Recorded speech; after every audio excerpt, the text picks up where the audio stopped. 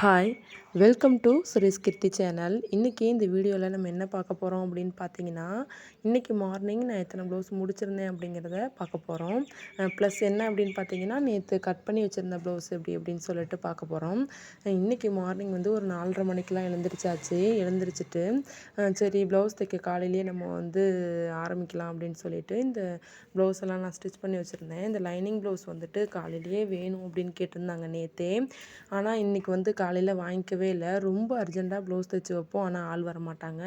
தைக்காமல் இருக்கிற ப்ளவுஸுக்கு அடிக்கடி ஆள் வந்துக்கிட்டே தான் இருப்பாங்க. இந்த ப்ளவுஸ் எல்லாமே வந்து கட் பண்ணி வச்சுருக்கிறேன். இது இனிமேல் ஸ்டிச் பண்ணணும்.